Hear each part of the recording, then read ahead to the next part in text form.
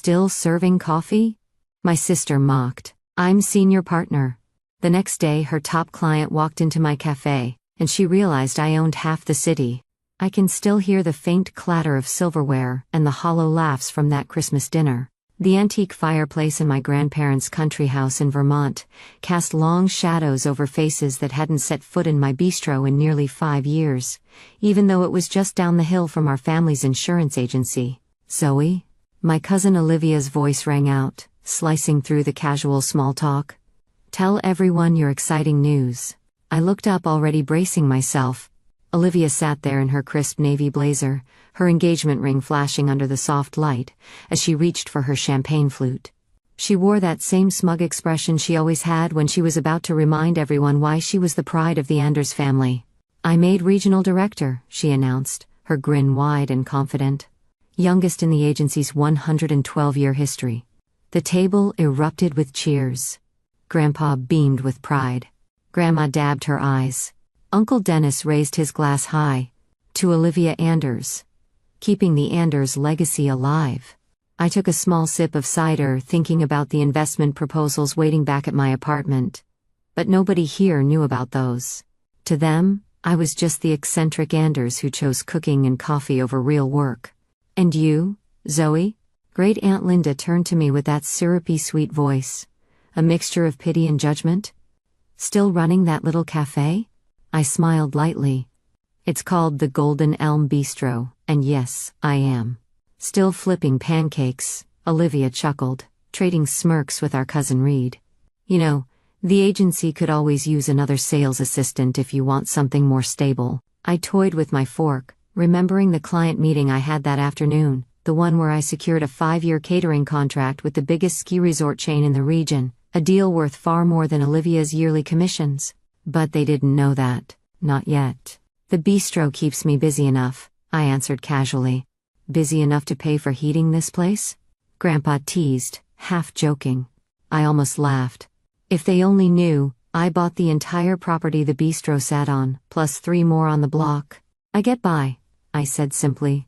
Olivia dove into a long story about her latest multi-million-dollar policy negotiation. The family listened raptly, just like they always had. Olivia, the golden child who followed every rule, Ivy League, executive trainee program, and straight into the family business. And me? I was the disappointment who chose culinary school at 22, and turned a run-down old tavern into a booming destination that now made more in a quarter than their entire agency did in a year. I just wrapped up the Sterling Hotel's contract, Olivia was saying, swirling the last of her wine. You should have seen their legal team panic when I pointed out the flaw in their liability clause. Mr. Whitaker was so impressed. He's moving all his accounts to our agency now. I kept my face carefully blank at the mention of Charles Whitaker. If Olivia only knew who really owned most of those resort properties through shell companies managed by me. I just don't get it, Grandma whispered later, trapping me by the sink while I dried dishes. You're sharp, Zoe.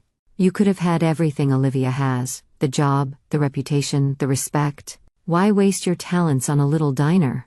I polished a heavy serving plate, thinking about my 9 a.m. conference call with the bank managers from 2 different states.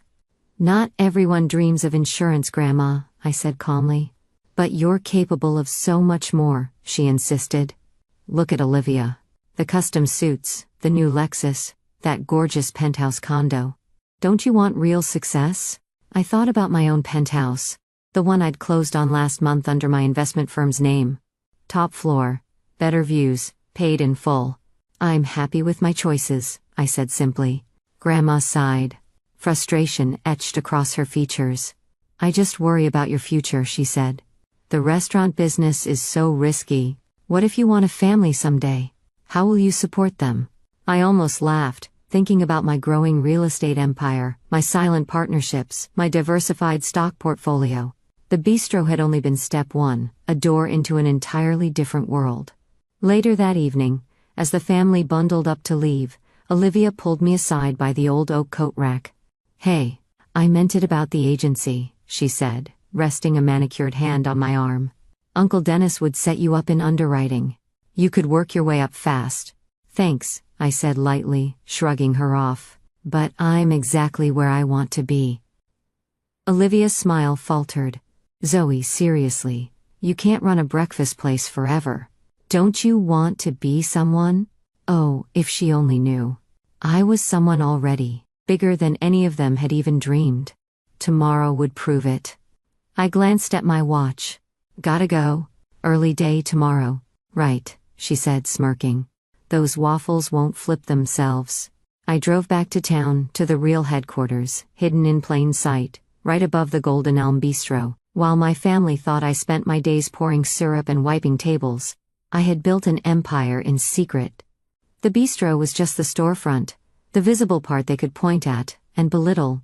Behind it stretched a vast network of real estate acquisitions, strategic investments, and quietly signed contracts that would soon reshape our little mountain town. Unlocking the private door tucked behind the pastry kitchen, I climbed the stairs to my real office, a sleek sunlit space outfitted with nothing but essentials. I slid into my leather chair and opened the folder labeled Whitaker Holdings. Tomorrow morning, Charles Whitaker wouldn't be meeting with Olivia at some high-rise agency office. He'd be meeting with me in my bistro. For years he had helped me discreetly acquire properties through various shell companies, never revealing to his own team or my family who the true buyer was. I pulled out the final contract, the one consolidating all my holdings into a single entity, Anders Ridge Management. The name that held just enough family irony to make me smart. My phone buzzed. A message from Awoja. Dinner was fun. For your information, Mr. Whitaker might pop into your cafe tomorrow. Don't mess it up. He's very important to the agency. I set the phone down without answering, my smile widening. More would be unforgettable. The paperwork was simple. All the companies I'd created over the past 5 years would merge under Anders Ridge. The transfer would make me the largest landowner between Montpellier and Burlington, all without ever stepping into a courtroom. As I double-checked the final signatures, I thought about Olivia's cocky grin at dinner, Grandma's worried whispers, Uncle Dennis's patronizing jokes. They had no idea. While they had chased titles and nameplates, I'd been buying the very ground beneath them. Tomorrow morning, everything would change. I arrived at the Golden Elm Bistro before sunrise. Ellie, my manager, was already prepping the coffee bar. The meeting room's ready, she said, handing me a cup. Though honestly, why does some big shot want to meet here instead of a proper office? I just smiled, sipping my coffee. Sometimes the biggest deals happen where no one's looking. At exactly 9 a.m., Charles Whitaker pushed open the glass door. Despite being one of New England's most powerful developers, he wore simple jeans and a navy sweater. That's what I liked about Charles. No flashy show, just results. "Morning, Miss Anders," he greeted warmly. Then, a little louder, "Could I get a cappuccino?" I grinned, slipping behind the counter. It was a game we knew well, me, the cheerful small business owner, and him, the casual customer. Nobody had any idea we were about to sign a deal worth tens of millions, right, over coffee. As I frogged the milk, the front door chimed again. I glanced up to see Olivia striding in, leather briefcase in hand, her heels clicking against the wood floor. "Mr. Whitaker," she called out, clearly startled to find him here. "I wasn't expecting to see you this early." Charles accepted his cappuccino from me with a nod and a warm smile. "Mr. Zenders, your cousin makes the best coffee in town. Would you care to join our meeting?" Olivia hesitated, eyes darting between us. "Meeting? Yes," he said smoothly, "regarding the Ridge Valley Development Project." He gestured to the private meeting room at the back. "Shall we?" I could see Olivia's mind spinning, trying to figure out why her most important client was having a meeting inside her cousin's little breakfast place. Still, she followed us, her curiosity outweighing her skepticism. The room was cozy but professional, sturdy oak table, comfortable chairs, soft ambient lighting. Only the small security camera tucked into the corner hinted that something bigger was about to happen. "I'll need another witness," Charles said, pulling a thick folder from his briefcase. "Perhaps your cousin could assist?" Olivia's polished composure cracked for a split second. "Zoe? Oh, no. She just runs the cafe. She doesn't need to get involved in legal matters." Charles raised an eyebrow. "On the contrary, she's essential to this meeting." I sat confidently at the head of the table, savoring the confusion flickering across Olivia's face. Actually, Olivia, you're the one who doesn't need to be here. But since you're you might as well witness something interesting. At that moment, the front door chimed again. Grandpa and Uncle Dennis entered, spotting Olivia, and drifting toward the back. "What's going on here?" Grandpa asked sharply, frowning. "Why is Mr. Whitaker meeting you in a cafe?" Before Olivia could answer, Charles stepped forward smoothly. "Actually, I invited everyone here. It seemed fitting to finalize these papers where it all began." "Where what began?" Olivia demanded. I opened my laptop and projected the presentation onto the mounted screen. The title slide glowed brightly, Anders Ridge Management Consolidation. Underneath, a detailed map of the downtown area lit up, entire blocks highlighted, dozens of properties falling under one name. Anders Ridge Management, Grandpa murmured, his voice thin. "My company," I said calmly. "You might recognize a few subsidiaries too. Golden Elm Properties, Ridge Valley Estates, Summit Holdings." Olivia sank into a chair, stunned as realization set in. Those are all the properties we've been handling insurance policies for," Olivia stammered, her voice barely above a whisper. "The ones owned by Mr. Whitaker's investment groups." "Not exactly," Charles corrected her smoothly. "Those properties belong to your cousin? I've merely helped her acquire them quietly over the years." "That's impossible," Grandpa sputtered, his face reddening. "Zoe runs a cafe. She couldn't possibly." I pulled out my own thick folder and laid it neatly on the table. "The bistro was only the beginning," I said calmly. "When I bought this building 5 years ago, I saw an opportunity. Main Street was undervalued, scattered. Nobody was looking at the big picture. While you were busy mocking my little breakfast place," I continued, "I was meeting investors, studying property values, and stitching together the largest privately held real estate network this town has ever seen."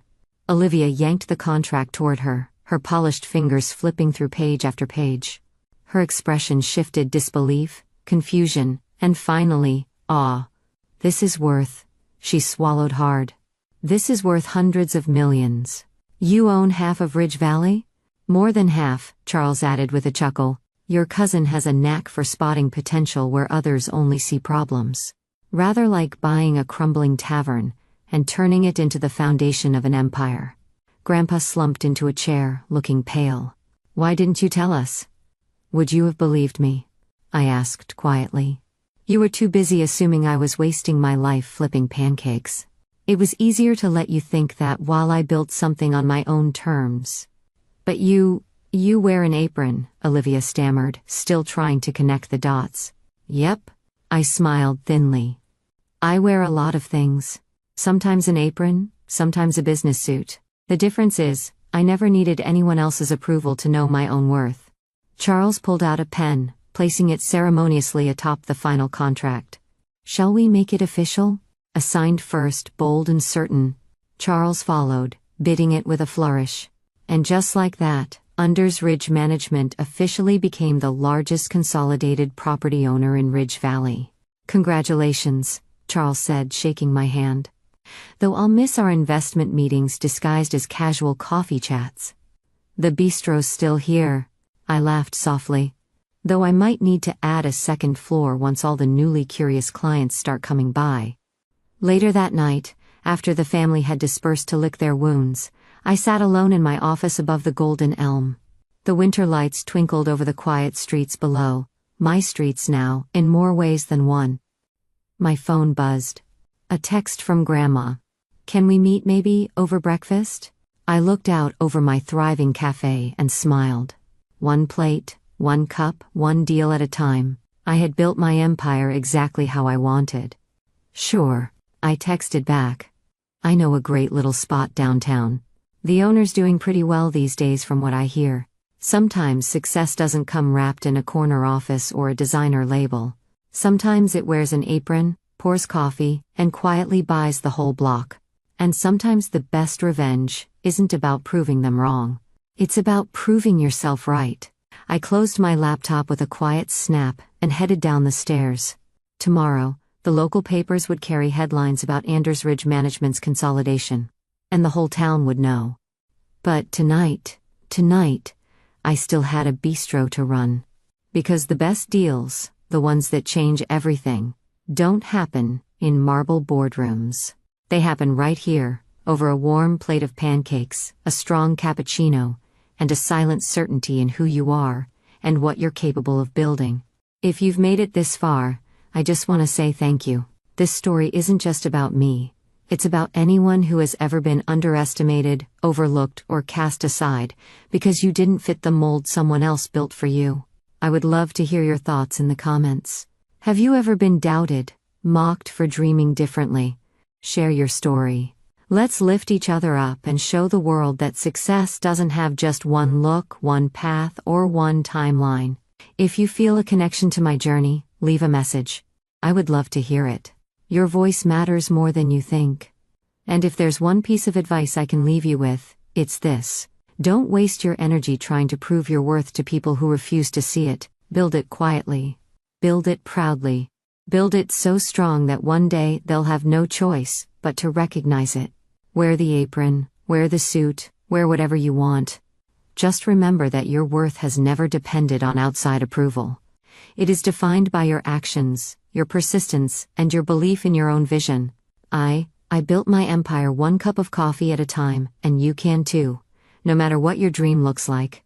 Start small, stay smart, stay focused. Because sometimes the best way to change the world isn't by making noise, but by quiet, relentless, unstoppable success. My parents refused to visit me while I was hospitalized after a car accident, calling me a nuisance, and prioritized my sister's childbirth instead. I cut ties with them and stopped providing financial support. 2 months later, they stormed my house screaming, "How dare you abandon your family?" A few years ago, when I was in my 20s, I was in a terrible car accident. A drunk truck driver crashed into my car, and I was hospitalized for several weeks. I broke my arm, and it took a very long time to learn how to walk again. It took even longer for all the scars to heal. It has been almost years since the accident. Even though it wasn't my fault, I still drive with extreme caution. The only thing I remember from that accident is that my family refused to come to the hospital for me. The reason was that my sister went into labor. Ironically, I was on my way to surprise my sister at the hospital where she was scheduled to give birth, but I got into a car accident on the way. It was only a few weeks before the end of the year. The place I lived was only a few hours away from my hometown, so it was very convenient to travel back and forth. When I got a call from my parents saying my sister was in labor and rushing to the hospital, I decided to surprise her. I borrowed a friend's car and drove to the hospital. However, I got into an accident on the way and was rushed to the nearest hospital. My parents were too busy with my sister, so a friend stayed by my side at that time. What particularly disappointed me was that even days after my sister gave birth, my parents didn't come to check on me. I knew the situation wasn't ideal, but it still upset me. Despite being in severe pain and feeling dazed after the accident, I repeatedly called my parents. Every time a hospital staff member came to check on me, I kept asking if my parents had called or come to see me. Each time I heard their response, I felt disappointed. Finally, a week after the accident, I received a call from my parents. But it wasn't to ask if I was okay, it was to ask why I had been calling so often. They said they had been ignoring my calls because they were with my sister and her baby. I was shocked by their cold attitude, especially considering the situation, but I still asked about my sister and the baby. They told me my sister and my newborn niece were fine. I thought they must have already known I was in an accident, but they didn't ask about me. My friends told me they had sent messages to my parents through every platform, so my parents should have already known about the accident. I decided to provide the information myself. I told them about the accident and how I'd been trying to inform them for days. At that point, I at least expected some kind of reaction, but they just said they already knew from my friends and didn't say anything more. I was furious and asked if they couldn't even pretend to care about me. They told me they didn't want to talk to me because they prioritized being with my sister during her childbirth over being by my side after the accident. They deliberately ignored my calls and messages because of that. I couldn't understand what they were saying. As far as I knew, the truck driver was drunk, and the accident wasn't my fault, but they said that didn't mean I wasn't responsible.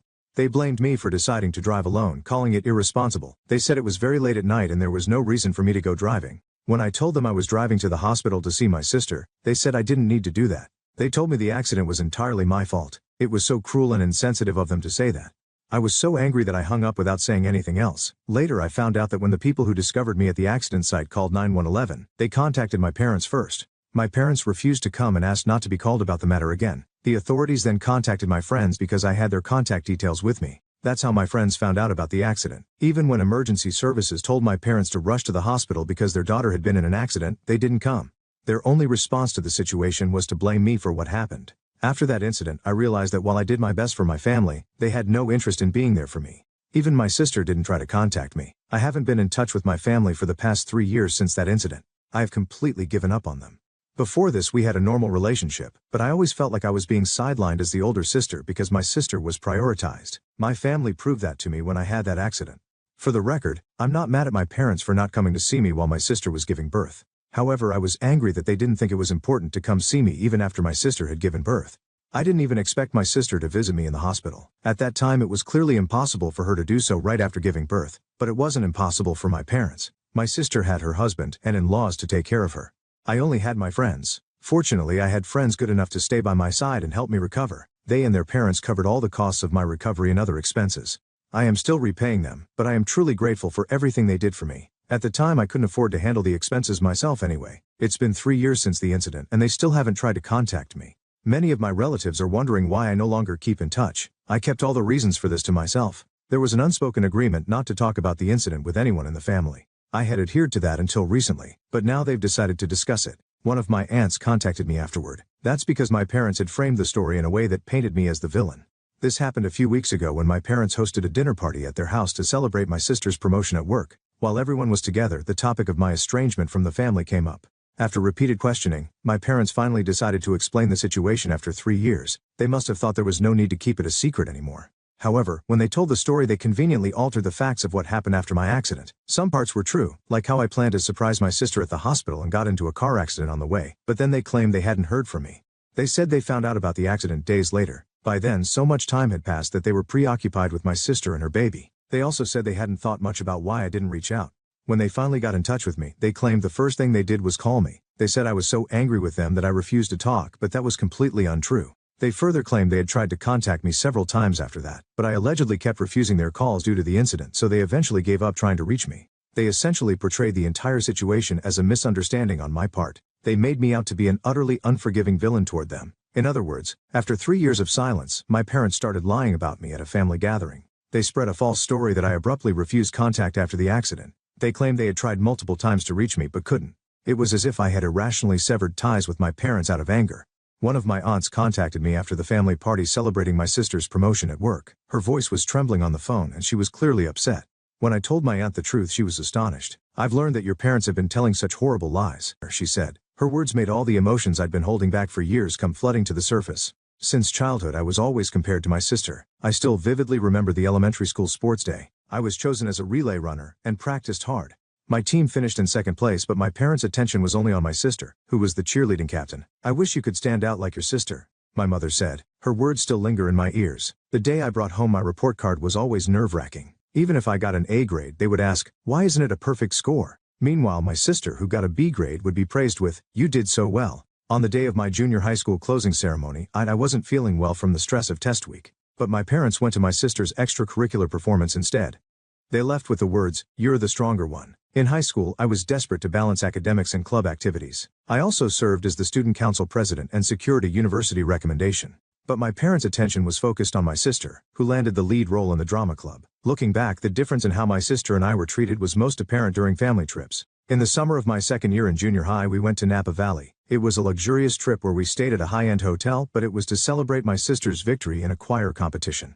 When I had won an award in the state science competition the previous year, all I got was a congratulations. At the hotel, my sister got the bed with the best view. I got a cramped spot near the door. "You're the stronger one." That phrase was always used to justify my patience. At dinner, the menu was centered around my sister's favorite dishes with no consideration for the foods I disliked. The disparity was clear even in club activities. I participated in the state swimming competition, but my parents didn't come, saying they were too busy. On the other hand, they often went to cheer at my sister's volleyball practice games. "Your sister is emotionally delicate." That was another excuse I frequently heard.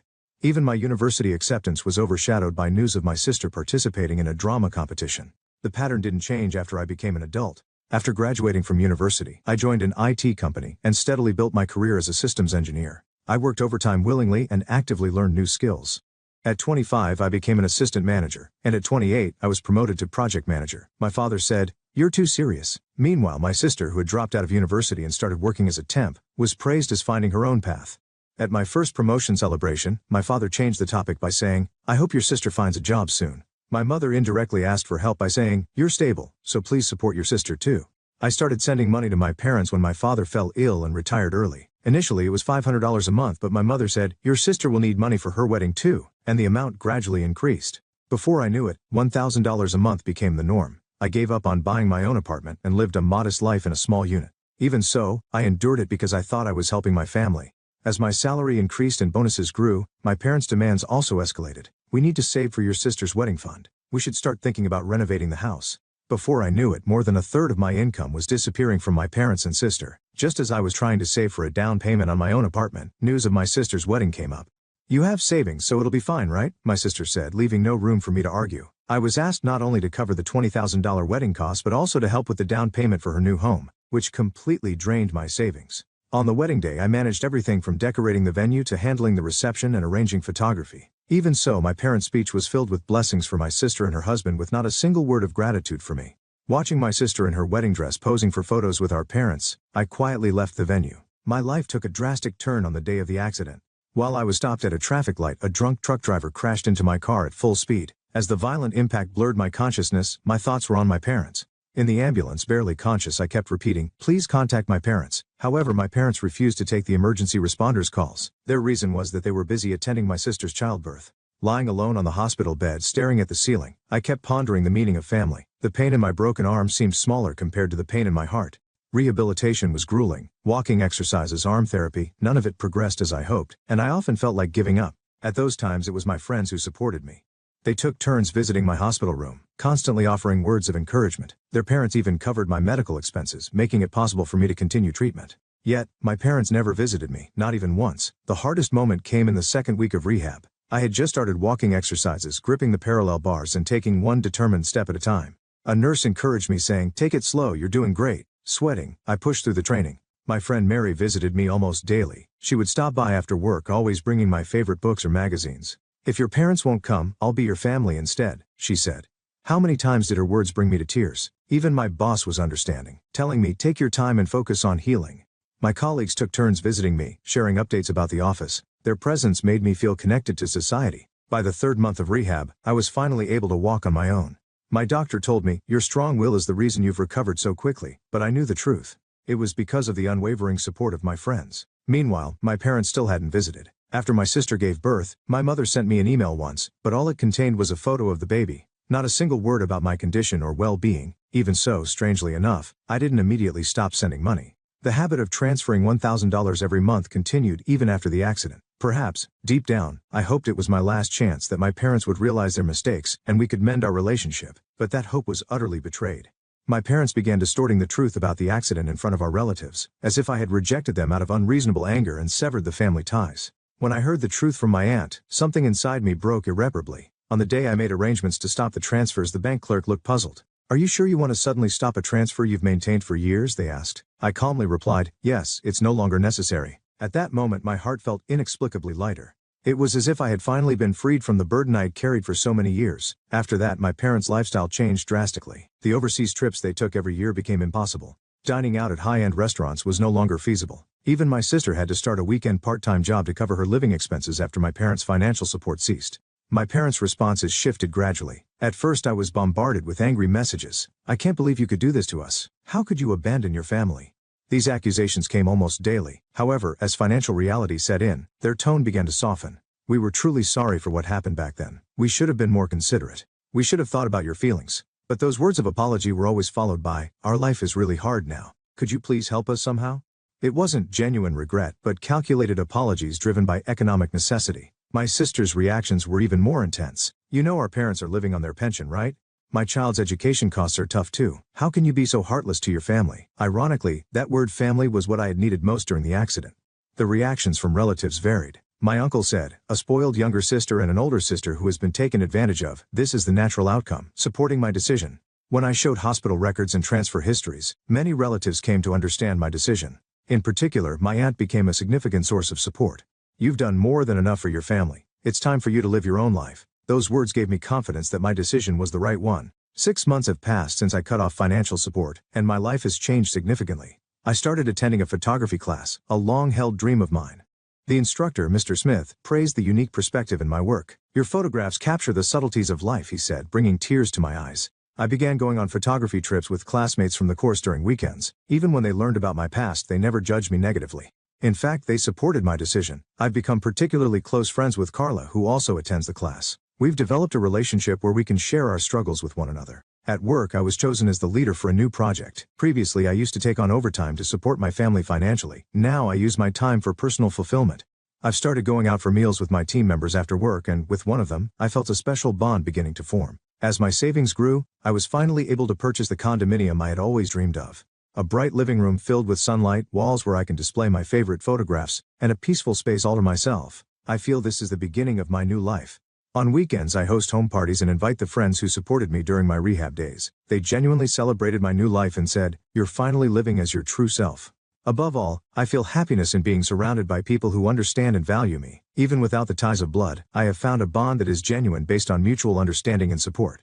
I heard that my parents were forced to give up the house they had lived in for many years. They had fallen behind on mortgage payments. Their new residence is an old apartment building, a 20-minute walk from the nearest station. There's no elevator, and they struggle with climbing the stairs every day. They had to sell most of their furniture and appliances. I heard my mother tearfully sold her expensive dishes and sentimental belongings.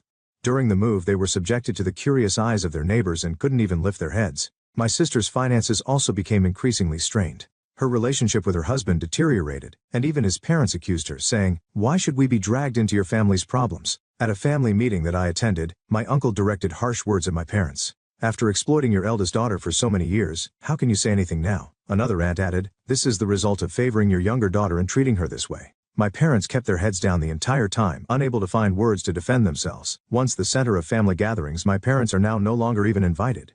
The same is true for my sister. I heard that during the Christmas family gathering, no seats were prepared for my parents or my sister's family. It seems my mother in particular is struggling mentally.